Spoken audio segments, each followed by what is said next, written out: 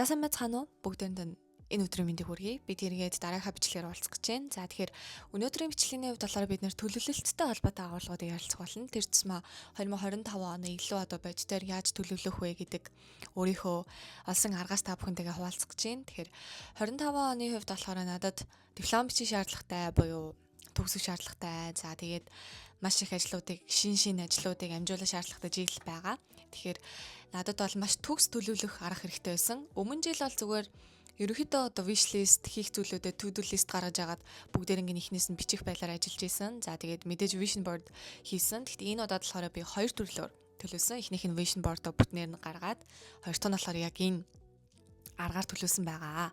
За тэгээд энэ аргын хувьд болохоор хувь хүний хөгжилтэй холбоотой контент хийдэг нэг эмэгтэй солонгос ютуберээс мэдсэн. Тэгээ тэр хүн хаанаас яаж мэдсэн бэ гэсэн чинь солонгост юу нь бол бейсбол аягүй алдартай шүү дээ. Бейсболын тамирчид бас өөрсдөө ном гаргадаг аягүй алдартай байдаг байхгүй юу. Тэгээд бейсболын тамирчин өөрийнхөө төлөвлөх аргыг хуваалцсан тэгээд тийм газраас гинэ тийм номноос мэдсэн гэж хуваалцж исэн. Тэгэхээр би бас тэндээс мэдсэн төлөвлөх аргыг нь өөрийнхөө YouTube дээр ярьж байхад нь мэдээд тэгээ өөрийнхөө YouTube-ээр дамжуулаад та бүхэнд хүргэх гэж байна.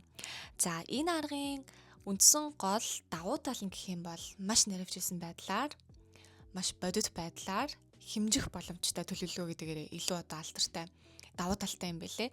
Тэгэхээр нэрний хувьд болохоор Smart One шиг гэсэн нэртэй төлөвлөх арга байгаа. Ерөнхийдөө нэлээд ухаалгаар төлөвлөх one шиг боёо ерөнхийдөө дүрм гэж бүгд ойлгож байна.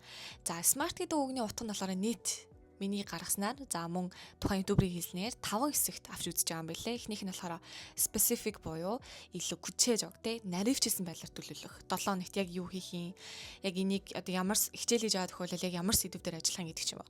Хоёр дахь нь болохоор measurable боёо чигжон канан. За энэ нөгөө хэмжих боломжтой. Яг би хийсэн юм үгүй юм те хэдэн хувьтай хийсэн гэдэг ч юм яг юм хэмжих боломжтой. Гурав талаараа achievable буюу тайсон канан. Тэр илүү биелүүлэх боломжтой төлөвлөгөө гэсэн үг. Одоо жишээ нь 100k subscribe хүрээ ингээл томоор нь тавьчингууд чи яг юм одоо степүүд өрөөсөө байхгүй шүү дээ. Тэр 100k би яг яаж хүрэх юм 7 хоногт хэдэн видео хийж байгаа би тэрэнд хүрэхин гэдэг ч юм ийм байхгүй болохоор тэгэхээр илүү юм биелүүлэх боломжтой төлөвлөгөөнүүд гаргаж байгаа гэдгээрээ илүү даваа талтай. За тэгээд realistic буюу 현실적인 бодиттой төлөвлөлт гэсэн үг. За жишээ нь би одоо саяхан фитнес хийж хийсэн байхгүй юу. Тэгээд 7 хоногт 6 удаа фитнест явъя гэх юм бол энэ чи амар 현실적 болчихж байгаа шүү дээ. Амьдрал дээр буух боломжгүй. Тэгэхээр ийм биш илүү бодиттой төлөвлөх арга гэж ойлгож байна. За төгсгөлийн нь болохоор time bound буюу цаг хугацааны хувьд 7 хоногт хэдэн удаа хийхин давтамжийг нь бас хэдүүлээ. Төлөвлөх боломжтой. Энэ төлөвлөгөө байгаа. За ямар ч нийлээд бас Smart One шиг байна шүү. За бүгдээрээ тэгэхээр миний яаж гаргасан бэ гэдгээ санаа аваад өөрсдийнхөө бас илүү сайжруулад үзэх боломжтой. Хамгийн түрүүнд бид нэр юу хийх вэ гэхлээр энэ төлөвлөгөө гаргахаас өмнө 2025 оноо нэг түлхүүр үгээр бүгдээрээ багцлах хэрэгтэй. За жишээ миний хувьд болохоор би апдейт гэж нэрлсэн 2025 оноо. Яагаад тэгэхээр одоо байгаа юм суул хэрэггүй зуршлууд. За тэгээд нэг тийм надад ашиг авчирдаггүй зүйлс гэдэг ч юм уу те. Тиймэрхүү зүйлсийг ерөнхийдөө багасгана. Тэгээд одоо байгаа хөөрхөн ингэж жижиг яг ийм хүн байгаа зуршлуудаа илүү сайжруулах дээр яаж анхаарах вэ гэж бодож байгаад ерөнхийдөө бүх юмаа сайхан ингээд апдейт хийя. Одоо ч том хүн болж байна. Ирээдүйд өөр хүүхдүүдтэй өвлүүлж өгөх юм гоо төлөвлөх аргатай болгоо штэ тий. Тэгэхээр ямар ч зэн бүх юмаа сайхан апдейт хий гэж бодоод апдейт гэж нэрлсэн. За апдейт гэснийхаа доор би дахиад 6 төрлийн категори гаргаж ирсэн байгаа. Тэгэхээр магадгүй та хэд маань яг нийгмийн давхаргын аль хүн бэ гэдгээс шалтгаалan тэ оюутан ч юм уу, ажилтан ч юм уу, энээсээ шалтгаалаад өөрсдөө чинь төлөвлөгөө өргөд бол өөр байх боломжтой. Миний хувьд болохоор оюутан, мастер оюутан гэхдээ байж байгаа нь ажилтдаг учраас хамгийн гол хоёр зүйл маань бол ажил, хичээл хоёр байсан. Тэгээд ямар ч гэсэн доор нь бол бусад одоо хувийн хөгжил ч юм уу, иймэрхүү зүйлстэйгээ холбоотой категориудыг гаргасан байгаа. Тэгээ минийхээс санаа аваад бүгдээ нэг удаа төлөвлөд үзээрэй. За тэгвэл миний төлөвлөгөө гаргасан хэсгээр хамтдаа орцгоё. За бүгдээ хамтдаа шууд миний хийсэн хэсэг рүү оръё. Тэгэхээр сая бичсэн мэтлэгийн үзсэн чинь жоохон гэж хингээ ярьж sorry. Одоо жоохон аяархаа ярья. За тэгэхээр миний гаргасан 6 категорийн хамгийн ихний зүйл бол буюу ажилтай холбоотой агуулгад орж ирсэн байгаа. Тэгэхээр яг үндэ надад бараг одоо хичээлээс үл ажил чухал юм байна шин дээ. За ажлын хувьд болохоор нийт 3 3, 9 гол хэсэгт маань зүгээр гарчиг байгаа учраас гол хэсгийг харангуут нийтдээ надад ер нь бол 8 ширхэг дагах дадлууд гаргасан төлөвлөгөө байна гэж ойлгож байна. Тэр надад энэ нь айгу таалагдсан л да. Яг ийм нэг квадрат дотроос өөрийнхөө зорилгоудыг бүгдээр ингэ хараад тэгээд хийгээд явах юм бол ер нь надад энэ хэлбэрийн хувьд ч гэсэн айгу таалагдсан. Тэгэхээр миний ажлын хамгийн ихний зүйл маань болохоор 7 хоногт нэг удаа YT гэдэг маань манайх YouTube-ийг хэлж байгаа шүү. Тэгэхээр YouTube дээр ханаас дэбэ дээр бичлэг оруулах манай ихний зорилго байна. Хоёрт орлого цэг гэсэн байгаа. Би яг 2025 оныхоо туршид тэдэн сая төгрөг олно гэд хувьдаа бол өөрийнхөө мөнгөнд дүнг гаргасан байгаа. Гэхдээ бас энийг хуваалцахад жоохон тийм байсан болохоор ямар ч хассан. Тэгэхээр та хэд манаас орлогоо ерөнхийдөө иймэрхүү байдлаар хэмжээд үзэл зүгээр байна. За хоёрт сурагч ибэг мянган буюу Хөөрхий Education Солонгос хэлнийхаа захим сургуулийн дээр ерөнхийдөө 200 сурагч бүртгэсэн байна гэж төлөвлөсөн байгаа. Тэгэхээр энэ бол яг тоон байдлаар гаргасан төлөвлөгөө байна. За доотлын хэсгийг хараад үзэх юм бол 7 хоногт 2 удаа R гэдэг дээр болохоор манайх юу Reels-ийг хэлж байгаа шүү. За Reels хөрхий хэдүүдээр Reels оруулна. Ийм төлөвлөгөө байна. За тэгээд 7 хоногт нэг удаа ханаастай бид Reels оруулна буюу өөрийнхөө Instagram дээр Reels оруулна гэж бодож байгаа. Би бас Reels-ийг гэж бодоод тэгээд нөгөө Instagram чинь би бараг 10 настайгаас хойш Instagram хэрэглэж байгаа. Гол нь 2-3 Instagram ингээ хаагдаж магдаад тэгээд Instagram-ыг миний хувьд болохоор яг юм гоё зураг оруулдаг нэг тийм арай өөр платформ байсан байхгүй. Сүүлийн үед хитрхи юм Reels орж ирээд надад нэг амар таалагдахгүй байсан. Гэхдээ одоо бодоод үзэнгүүт бас хүн зүгээр яг юм хувьсан өөрчлөж ивэл өөрөө ч гэсэн өөрчлөгдөх хэрэгтэй. Тийм болохоор би Reels хий гэж бодож байгаа. За тэгэхээр 7 хоногт нэг удаа ханаас дэбэ дээр Reels хийх төлөвлөгөөтэй байгаа юм байна. За тэгээд 7 хоногт нэг удаа Эс дээр болохоор ерөөдөө ажилтай холбогдлолтой study яг юу сурах вэ гэдэг байгаа. Тэгэхээр 7 хоногт нэг удаа ямар ч маркетингтэй холбогдлолтой ном унших гэж болж байна. Тэгээ видео хичээл авдаг ч юм уу иймэрхүү байдлаар ажиллая гэж бодсон шийдсэн байгаа. За тэгээд 7 хоногт нэг удаа YouTube дээр хөөрхий хэдүүдээр яг үн төлбөргүй хичээлүүдэд байршуулах төлөвлөгөөтэй байгаа. Тэгэхээр одоогийн байдлаар би оюутан учраас цахимаар ажилладаг. Тэгэхээр цахим ажилтай маань холбогдлолтой бол иймэрхүү зүйлүүдийг би 2025 онд төлөвлөсөн байна. За 2 дахь хэсгийг харж байгаачлан доотлын 3 хэсэг байхгүй байгаа. Яагаад тэгэхээр яг семестр амраад би ер нь жоохон хичээлийн хувьд жоохон таг амарсан байдалтай байгаа. Тэгээд одоо яг 2 сарын 1-ээс эхэлж хичээлээ хийх гээд тэгээд энийг 2 сарын 1-ийн хүртэл ерөнхийдөө бүгдээр ингэ дуусгана гэж бодож байгаа. Тэгээд хамгийн ихний хэсгийг харах юм бол 7 хоногт нэг удаа research paper унших. Тэгэхээр research paper чи өөрөө нөгөө судалгааны ажил мастер оюутнууд Солонгост ерөнхийдөө судалгааны ажилтай холбогдлолтой хичээлийг маш их хийдэг учраас 7 хоногт ямар ч нэг paper доорайж уншия гэж төлөвсөн байгаа. Энэ их байв сайн л байна. Хоёрт дипломны холбогдлолтой судалгаа, дипломны холбогдлолтой хичээл хийхэд 7 хоногт 3 удаа нэмэх 3 цагаар тооцоосон байгаа. Тэгэхээр доор хаяж 7 хоногт ер нь бол нэмэх 10 цаг дипломтой холбогдлолтой хичээлүүдийг хийсэн байх болно. За тэгээд английн хувьд болохоор цаашдаа ер нь доктор хийх сонирхолтой байгаа болохоор IELTS гэдэг ч юм уу иймэрхүү шалгалтууд нь бэлдэх шаардлагатай. Гэхдээ одоохондоо бол багаар явж хахад гайгүй байх гэж бодож байгаа. Тийм болохоор 7 хоногт 4 удаа нэмэх 2 цагаар ер нь бол яг одоо speaking байдаг ч юм уу те эднийгээ сайжруулахаар ажиллахаар шийдсэн байгаа. 7 хоногт 4 удаа нэмэх 2 цагаар гэж шүү. Тэгэхээр чинь 7 хоногт ер нь бол 8 цаг нэмэх хийцэн байх хэрэгтэй байна. За топик байгаа.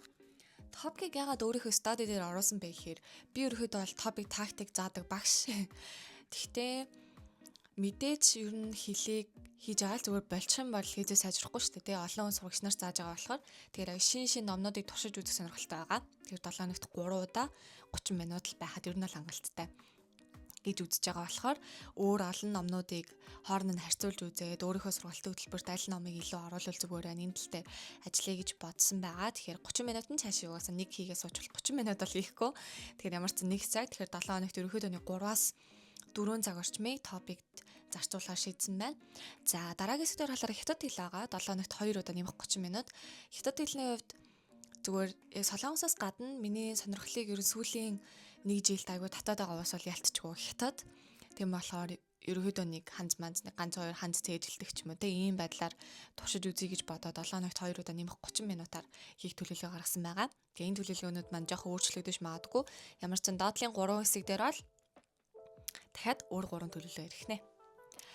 За дараагийн хэсэг маань чип буюу гэртэй холбогдлолтой төлөвлөгөө байна. Тэгээд одоо чинь ер нь тустаа гарч амьдраад хэдэн жил болчихоо. Монголд 1 жил ирээд бараг 2 жил болчлаа. Тэгэхээр 3 жил орчим болсон. Тэгэхээр бүх хариуцлага над дээр болон манай найз залуу бид хоёрт ирж байгаа. Одоо байрны төлбөр, за тэгээ гэр орон цэвэрлэх гэл ялцчгүй том хүмүүс болж байгаа учраас бүх хариуцлага ирж байгаа. Тэгэхээр энийг бас маш сайн зохицуулалт хийхгүй бол алдагддаг зүйлүүд айгүйх байдаг. Хажуугаар нь ажилтай, тэгээд сурагч, оюутан айгүйцэн штэ. Тэгэхээр энийг бол бас нэлээд сайн төлөвлөсөн байна. Эхнийг харах юм бол гэртээ 7 хоног 4 удаа хооллох.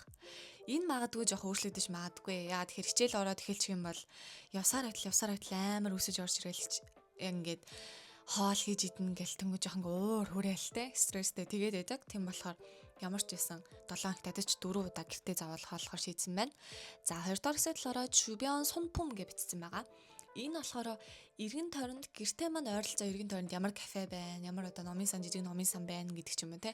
Ямар дэлгүүрүүд байна. Иймэрхүү газруудыг гоё юм хайж илрүүлэх, яг юм амттай хоолны газар хайдаг шиг.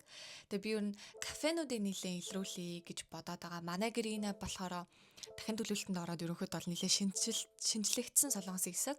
Тэгэхээр шин газрууд, гоё хоолны газрууд, гоё кафенууд айгүйх байдаг юм шиг байлаа. Тэгээд ямар ч цаг гаргаад жоохон тэнэнгээ, хичээлээ ингээ ажиллаа ингээ явъя гэж бодож байна.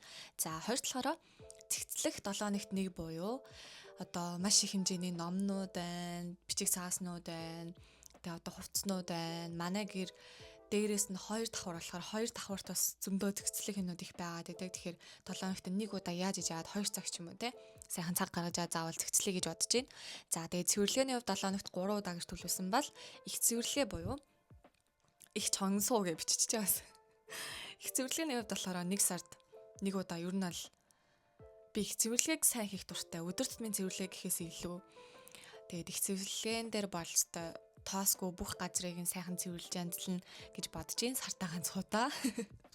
За тэгээ хүнсний хувьд 7 хоногт 1 удаа хүнс цуглуулах хүсэлтэй байгаа. Гэхдээ ер нь л онлайнаар хүнсээ цуглуулчих юм бол хамгийн хямдхан тусаад байгаа юм санагдсан. Гэхдээ хаяа бас ийшээ тийшээ гарч орж хүнсээ цуглуулахдаа та хэдтэй хуваалцъя гэж бас бодоод байгаа. Тэгээд видео апплод гэдээ бас доор нь биччихэж.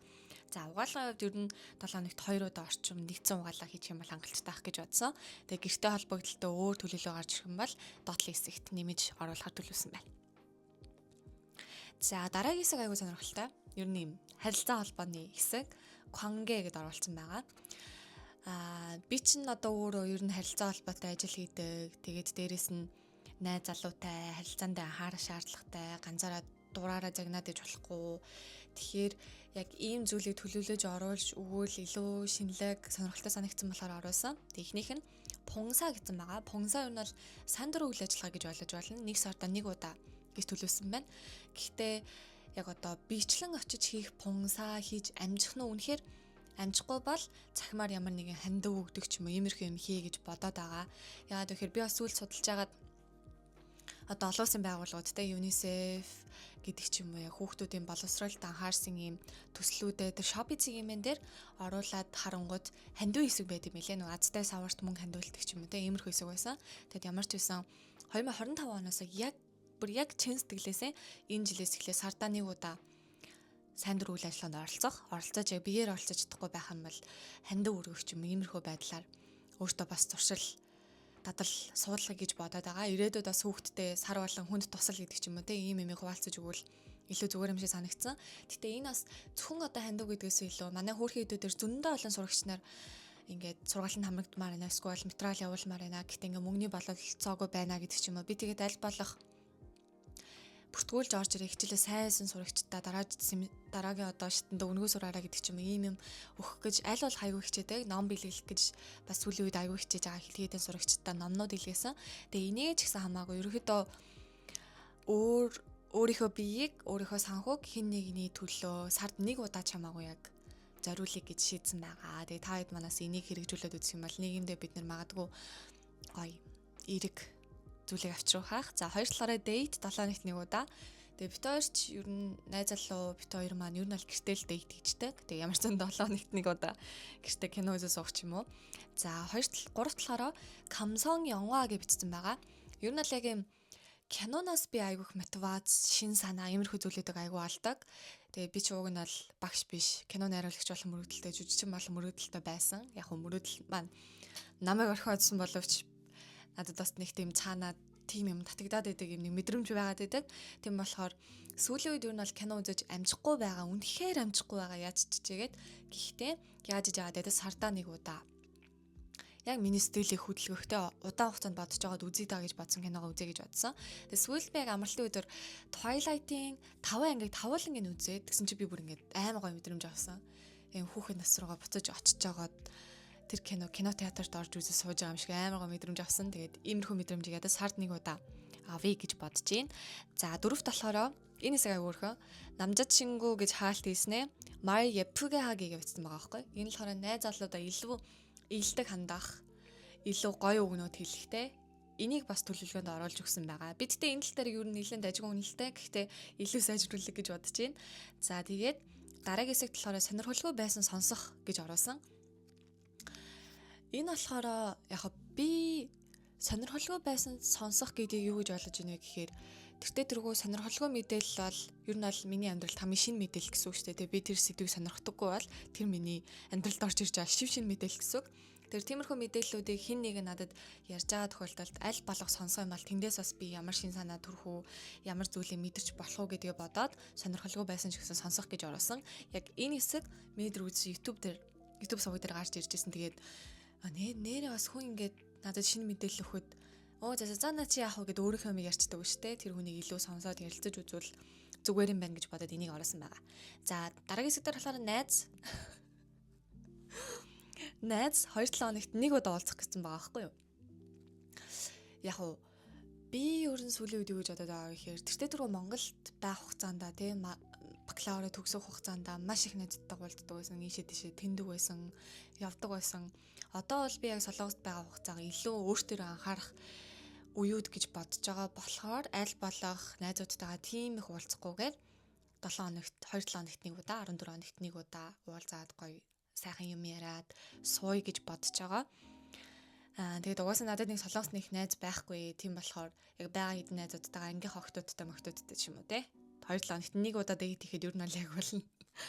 За тэгээ видео кол 2-7 хоногт нэг удаа гэсэн байгаа байхгүй. Энэ болохоор бас одоо ихч нартайгаа ярьдаг ч юм уу, гэр бүлийнхэнтэйгээ ярьдаг ч юм уу. Баян гос яриад хаан чаашин те энэ чинь. Ажил хичээл их байна. Тэр хүмүүс ч гэсэн цаана амьдралтай. Тийм болохоор ерөнхийдөө 2-7 хоногт нэг удаа нэрий гэж бодож байгаа. Иймэрхүү. За тэгээд яг харилцаатай холбогдлолтой шинэ зүйл нэмэгдэх юм бол бас доотлын хэсэг дээр нэмье гэж бодсон байна. За дараагийн шин буюу амралттай холбоотой. Энэ жил болохоор ерөнхийдөө аялалтай холбогдлолтой хадгаламж үүсгэсэн 1 сард тэгээд энийг илүү сайжруулад ер нь бол яг 3 тишээ явах төлөвлөгөө байна. Чадах нь уу? Тэгтээ аль болох чадаасаа гэж хүсэж байна. Хамгийн ихнийг нь Шанхай явъя гэж бодож байгаа. Шанхай руу 2 сард хичээл семестр эхлэхээс өмнө явъя гэж бодож байгаа. Энэ гэхдээ Шанхай юу эсвэл Чежуар руу явах уу гэдэг нь бид хоёр ярилцж байгаа. Тэгж шийдэ гэж бодоод ямар ч байсан 2 сард нэг тишээ явна. Тэгээд 7 сард болохоор Монголдоо яг сар ч юм уу байх төлөвлөгөөтэй байна. Яагаад тэгэхээр би нөгөө нуммын буюу диплома бичнэ мэдээж Монгол судалсан диплом бичих учраас багш нараас ярилцлага авдаг ч юм уу ийм байдлаар би Монголд авах шаардлагатай. Тийм болохоор Монголдо 7 сард сар байх төлөвлөгөөтэй байгаа. За тэгээ 12 сард Крисмсийн үеэр яг диплома бичээд ер нь аль дууссан нэг төгсөх эрх мэрхэ авцсан үедээ Япон явах төлөвлөгөөтэй байна. Япон ер нь Солонгосоос явхад нэлээд дажгүй хямдхан явдаг юм байлээ. Бүр харьцангуй хямд явдаг. Тийм болохоор визэнд ороод Япон явах төлөвлөгөөтэй байгаа. За тэгээд амралттай холбоотойгоор ерөөхдөө 1 сард нэг удаа жүжиг үзэх ч юм уу, мюзикл үзэх ч юм уу, кино үзэх ч юм уу, иймэрхүү байдлаар өөртөө цаг гаргая гэж бодоод байна. Тэгээ 1 сарын маань төлөвлөгөөнд бол Жасмин байгаа. Сүүлд нэг рис үзэж байгаа нөгөө богжуу гэдэг нь штэ. Хажуудал би чадвал оруулчих. Богжуугийн рисийг харсан чинь богжуу Жасмины мюзиклд гол дүр бүтээж байгаа юм лээ. Тэгээ Солонгост байх хугацаанд маань миний тийм дуртай жүжигч мюзикл тоглосон байгаа болохоор чадвал үзье гэж бодож чинь гэхдээ амар үнэтэй. Бүр ингээд хамгийн арын суудлан гэсэн чи 90,000 вон гол руу орж ирэх юм бол би бас тэр үний царайг армаар байна шүү дээ. Гол руу орж ирэх юм бол бүр 190,000 вон гэж хэлээ. Тэгээд чадвал үзнэ. За тэгээд амралтын хувьд бүтэн өдрийг ер нь бол яг амрахаар төлөвлөж байгаа. Гэтэ яг үнэхээр амарч чаддгүй л дээ. Оройно би дана бүтсэн орой хичээл задаг. Тэрнийг стоцсон юм бол өглөөдөө ерөнхийдөө ядаж хүснээрээ унтъя гэж бодож байгаа. Би ер нь бол баг байхасаа айгүй их унтдаг байсан болохоор айгүй өндөр болсон. Тийм болохоор сүүлийн үед жоохон нойр хасагдаад ирэхээр л хомхой гараад уруулан дээр юм гараад амар хэцүү байгаа. Тийм болохоор ямар ч сайн амрыг гэж бодож байна. За төгсгөлээсээ цагийг олъё буюу хувь хүний care, хувь хүний хөгжилтэй холбоотой агуулгууд байгаа. За хамгийн ихэнд номын дэлгүүрээр шопингийг 2 сард нэг удаа. Тэгээ би яг өнөөдөр жоох юмнууд авчаад ирсэн. Бичиг хэргийн зүйлүүдээ өнөө сайжруулна. Уншмаар байгаа ном байх юм бол авна. За тэгээд топиктэй холбоотой ном бас өнөөдөр авлаа. Ямар ч сурагчтай илүү их материалаар хангахын тулд авсан байгаа. За тэгээд жимний хувьд болохоор 7 хоногт 4 удаа жимд ингэж төлөвлөсөн байна. Би одоо жимдээ 2-7 хоногт орж ийн. Амьдралд анх удаа жим рүү хөл тавьж үзсэн. Айгуу тийм сонирхолтой шинэ орчин ер нь айгуу таалагдаад байгаа. Тэгээд өөрийгөө бас чадахгүй байх гэж бодсон. Би ч уг нь бол 3 настайгаас хойш баг ингээ бүжгэлдэг байсан байхгүй. Сүүлийн хэдэн жил үнэхээр хөдөлгөөний дутагдалд орчлоо. Суудсан болгоос ш бүжгэлдэг байсан. Тэгээ ингээд алхаж малхаад ингээ гүйж мүж аваад ингээ зогсоох ингээд бүжгийн баг шаардлагат ингээд мод зод бариад ингээд цогч байгаа юм шиг зогсож ийн гэж бодоод авир гүйж мүгээд байлаа. Тэгэхээр магадгүй миний нөгөө нэг muscle memory суудсан байж магадгүй тийм юм. Тэгээд дажгүй хийгээд байгаа тийм болохоор 7 хоногт 4 удаа жимдэн. За тэгээ beauty device буюу сүүлд би нөгөө батганы тэр чи юу лээ? Мини бустер тэрийг хэрэглээд байгаа. Тэгээ миний харж ерөнхийдөө бол харьцангуй дажгүй болж ин гэж бодсон. Би чинь бүр өсвөр наснаас хойш 1-р курс хүртлээ нүүрэн дээр маань батга гараагүй хэсэг ерөөсөй байдаггүйсэн. Тэгээ би батгтай холбоотой нэр бичлэг хий гэж бодоод байгаа. Хэрвээ хүсэж байгаа бол манайхан please comment үлдээгээд өгөөрэй. Тэгээ beauty device-а 7 хоногт 4 удаа хэрэглэе гэж бодож байна. За тэгээ номны хувьд яг тэртээ тэргүй хичээлтэй холбогдолтой аягүй хэм уншаад байдаг учраас заавал нэг хэд сар тэдэн ном гэж бол төлөвлөхгүй байгаа. Гэхдээ ядаж сардаа нэг ном багтаа уншиж гэж бодож байна. За тэгээ шопингийн хувьд болохоор улиралдаа нэг удаа ерөнхийдөө хувцснуудаа нэг жоохон шинжилээд капсул байдлаар логодөө бүрдүүлэе гэж бодож байгаа. Тийм болохоор улиралдаа нэг удаа. За тэгээ салон өсний хувьд би чи амар өтгөөстэй. Яг орж жоохон тайруулж мариулахгүй л ерөөсө болтгоо. Тийм болохоор сардаа нэг удаа. За тэгээ хумсны хувьд сардаа нэг удаа. Би тэгтээ бас хумсаа ер нь бол гэртээ янзлцдаг байхгүй юу. Гэтэ энэ удаад надад нэг хумсаа янзлуулах одоо адилын санал гэх юм уу тиймэрхүү зүйл орж ирсэн. Тэгээ би 12 дугаар ангидаас өөрөө тийм хумс янзалдаг артистэр хорхоо гэх юм уу. Тийм ажил хийжсэн болохоор зөвөр Солонгост ирээд тийм ажил хийж байгаа охтуудыг аягүй хүндлээд гой санагдаад байгаа. Тэгээд миний тусалж чадах юм үнэхээр яг тэр хүмүүст зориулаад ийм монгол хүмүүс хумс будчихин гэдэг чи бо тэ иймэрхүү мэдээлэл хүмүүст хуваалцах байх юм бол би бол дуртай хүлээж авсан тэр саналыг тийм болохоор хумсаа бас янзлуулъя өөр хүнээр янзлуулъя гэж бодож байна. Тэгээд skin treatment битсэн байгаа. Улиралдаа нэг удаа ерөөхдөө скинээ онцлуулад ямар нэгэн нэмэлт хийх үйл ажиллагаа те имчилгээ байх юм бол хийлхий гэж бодож байгаа. Яагаад тэгэхээр миний ерөөхдөө арсны асуудал бол бага хас шив 10 жилээс хойш байсан. Тэгээд одоо бол бүр харьцангуй гайгүй яг юм 90 энгийн жирийн юм шиг арьстай болтон байгаа. Гэхдээ энийг илүү сайжруулъя гэж бодоод skin treatment улиралдаа нэг удаа хийл гэж бодсон байна. За энэ бол миний үндсэн төлөвлөгөөд байна. Тэгэхээр маш наривчсан байдлаар та бүдтэйгээ хуваалцлаа. Тэгэхээр эндээ санаа аваад өөрөөсдийнхөө төлөвлөгөөг илүү гоёор гаргаарай гэж хүсье. За ямар ч байсан тэгвэл өнөөдрийн төлөвлөлт хийсэн бичлэгийг маань үзсэн та бүхэндээ баярлалаа. Хэрэгтэй байсан гэж найдаж байна. Тэгэд өөр ямар бичлэгнүүд үзмээр байна. Үлдээж өгөх юм бол би бас харж агаад хэрвээ хийж чадхаар бичлэг байх юм бол хийж оруулах болно. За ингээд өнөөдрийн бичлэгтээ маань хамт байсан баярлалаа. Эргээд бүгдээрээ дараагийн бичлэгээр олцгаая. 여러분 감사합니다.